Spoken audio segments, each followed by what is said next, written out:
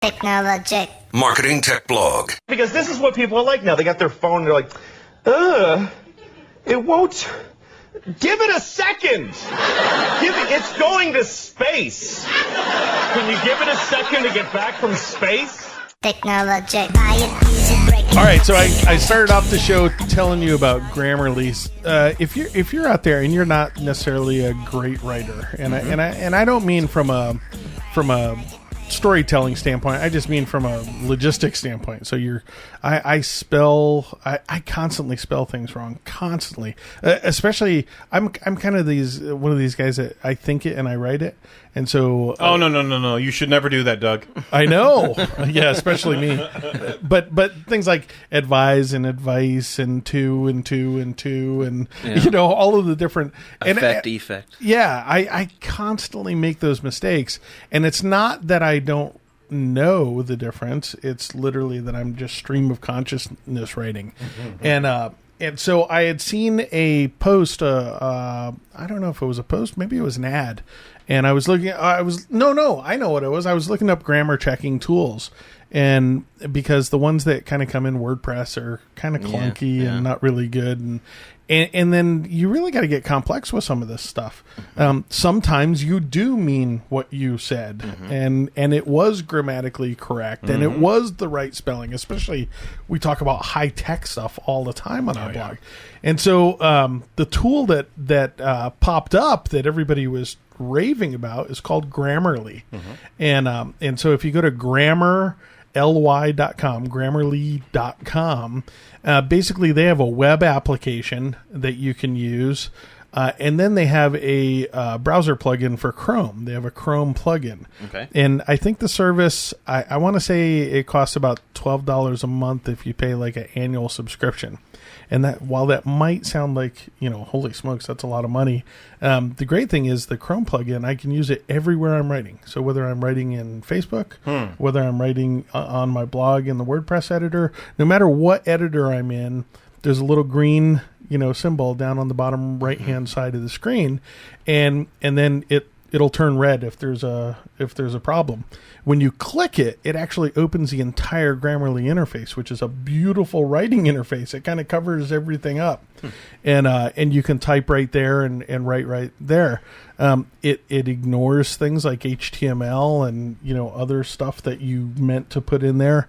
It makes it tells you whether you're utilizing passive voice or not. It'll make suggestions, like multiple suggestions on verbiage, as you're writing. And so I've just been using it for I think about 2 weeks now. And I was talking to Eric Deckers. Shout out to Eric Deckers out there.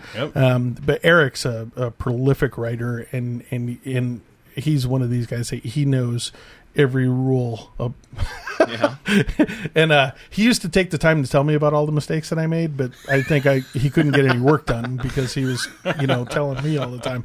And but I asked him, I said, have you noticed improvement in my writing? And he goes, I actually have, and I was like, yes, and so the other thing that Grammarly does is it gauges your performance against the community. So it tells you how good your vocabulary is compared to everybody else. And it tells you, and so I feel better about my writing now because I'm more productive than like 85% of their users. You basically have a cheering section as you're writing. Yes. And then I get a weekly email. It tells me how much I've written and the top mistakes I keep making.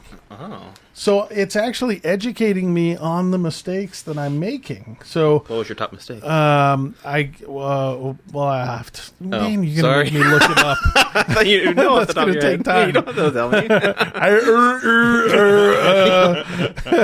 Here, my top mistakes. I brought it up. So my top mistakes are commas in compound sentences. I've done that 73 times in a week.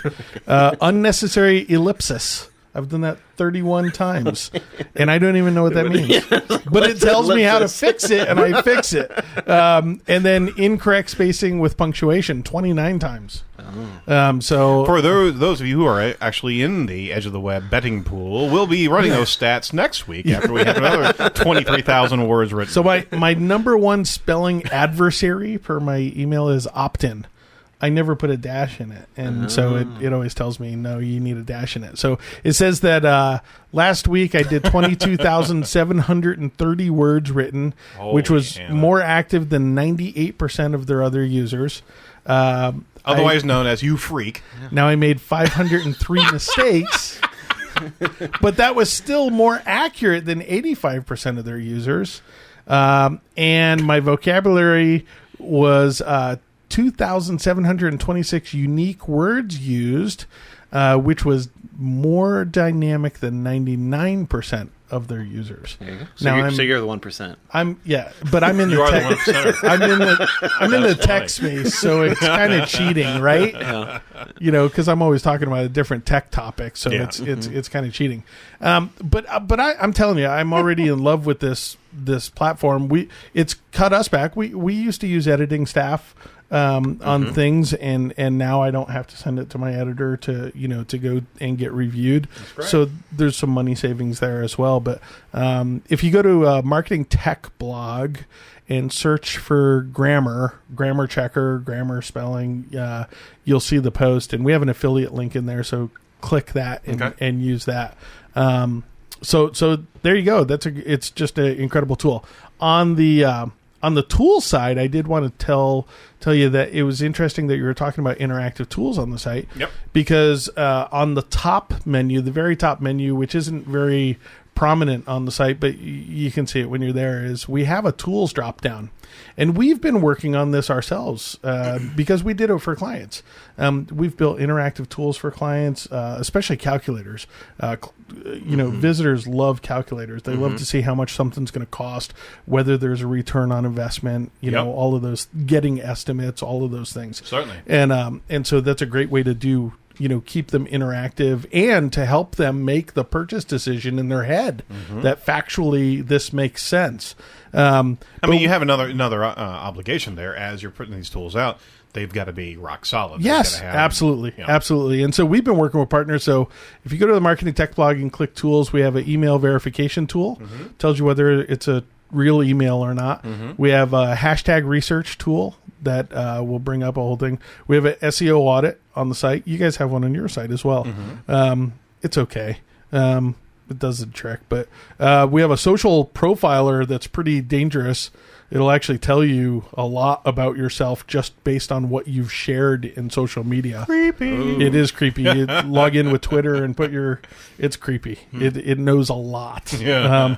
And then we built a long time ago a YouTube thumbnail. Whenever you want to share a YouTube video, sometimes you just want the image that YouTube has. Yep. So we built a little tool to go grab that image and give it to you so sweet. you could download it. But we're going to add a ton more. We love this aspect of it, and the new site enables us to put tools right in the post now, so we're going to be doing a lot more of that. Love interactive marketing. That's where you have to be, and you're going to the battle is being more useful, not just having more and more content. Absolutely. So I mean, maybe 2015 2016 is going to be the year of useful content, not just content for content's sake, right? Yep. All right, well, check out Blog Talk, Marketing Tech Blog.